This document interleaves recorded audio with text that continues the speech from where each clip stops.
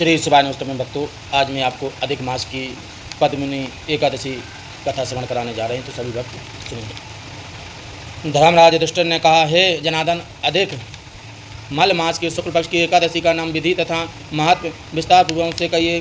भगवान श्री बोले, मल मास में अनेक पुण्यों को देने वाली एकादशी का नाम पद्मिनी एकादशी है। इसका व्रत यत्न पूर्वक करने से मनुष्य के विष्णु लोक को प्राप्त होता है। इसके महात्म्य का पूर्ण वर्णन करने से सामर्थ्य चार मुखों वाले ब्रह्मा में भी नहीं है। फिर भी पूर्व काल में ब्रह्मा जी ने पापों के समूह को नष्ट करने वाले इस पद्मिनी एकादशी व्रत को जो महात्मा नारद जी से कहा है, वही मैं तुमसे सुनना चाहता हूँ। श्री भगवान बोले, हे राजन, दशमी के दिन व्रत प्रारंभ करें। दशमी के दिन से कांसे के पात्र में भोजन मूंग, मसूर, चना, कोदों, साग, मधु और प्राय अन्य यह 8 चीज़ें वर्जित हैं, अर्थात जो चावल आदि को भोजन करें। नमक नहीं खाना चाहिए। भूमि पर सोवे तथा ब्रह्मचर्य करें।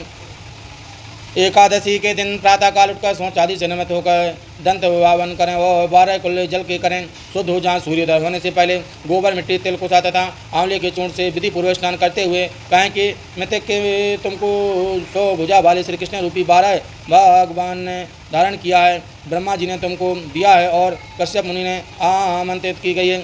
हो मेरे नेत्रों, बालों और सारे शरीर में लगकर मेरे अंगों को पवित्र करें। हे मृतक, मैं तुमको नमस्कार करता हूँ। समस्त औषधियों में उत्पन्न और गो के उदय से स्थित पृथ्वी को पवित्र करने वाला गोबर मुझे शुद्ध करे। ब्रह्मा जी के युग से उत्पन्न योग को पवित्र करने वाले हे आंवले, तुमको नमस्कार। तुम स्पर्श से मेरा शरीर पवित्र हो। शंख चक्र गदा धारण करने वाले विष्णु भगवान, आप मुझसे अपने तीर्थ में स्नान की आज्ञा दीजिए। इस प्रकार से वरुण के मंत्रों का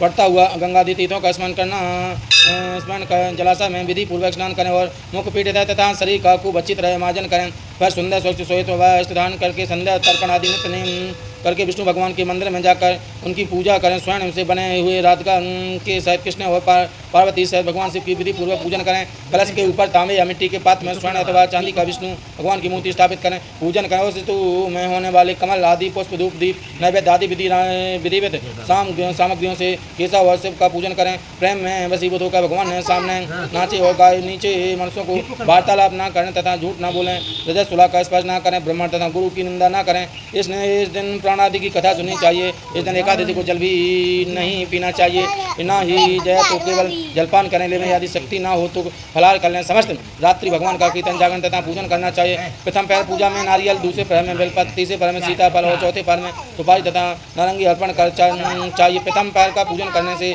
अनिष्ट होम यज्ञ का फल प्राप्त होता है। दूसरे पहर में वाजपेयी यज्ञ का, तीसरे पहर में यशमेर यज्ञ का, चौथे पहर में पूजन तथा जागरण से राजसूय यज्ञ का फल प्राप्त होता है। इस वैसे प्रकार कोई यज्ञ का विद्या या पुण्य नहीं है जिससे यह एकादशी का व्रत किया। उसने पृथ्वी के सारे तीर्थ और छत्रों के दर्शन का स्नान कर लिया है। इस प्रकार सूर्योदय तक जागो और सूर्योदय के होने पर उत्तम तीर्थ में जाकर स्नान करें तथा विधि पूर्वक भगवान रानी के उस पर्वत पर 10,000 वर्ष तक तप किया, परंतु फिर उन्हें पुत्र की प्राप्ति न हुई। तब वह पवित्र रानी पद्मिनी के अपने पति के शरीर के केवल नस और अस्थि और मात्र से महासाध्वी अनसुईया जी से पूछा कि हे साध्वी, मेरे पति को तपस्या करते हुए 10 साल बीत गए हैं, परंतु भगवान कभी प्रसन्न नहीं हुए, तो इसका क्या कारण है? आप कृपया कर कोई ऐसा व्रत जिससे भगवान मुझ पर प्रसन्न हो, चक्रवर्ती पुत्र की प्राप्ति हो।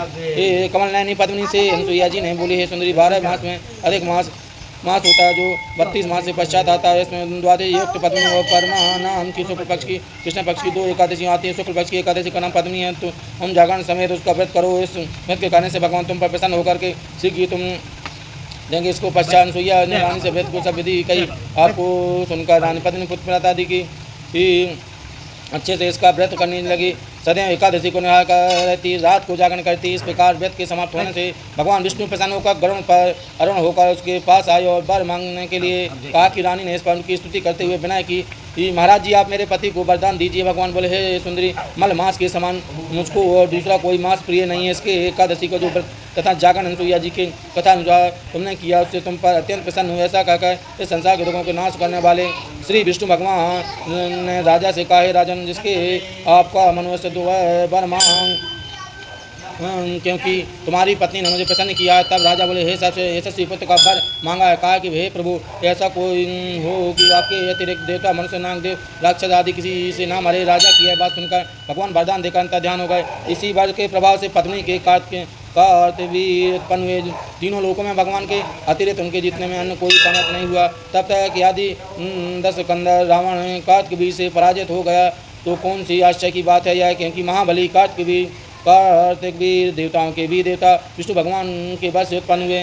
इतना कर पुलस्त मुनि अपने आश्रम को चले गए। श्री कृष्ण कहने लगे, हे राजन, यह निर्मलमा शुक्ल पक्ष की एकादशी का व्रत कहा है। जो कोई इस व्रत की कथा को पढ़े या सुनते हैं तो संसार जगत के अन्न में विष्णु लोक को प्राप्त होते हैं। श्री शिवाय नमस्तुभ्यं।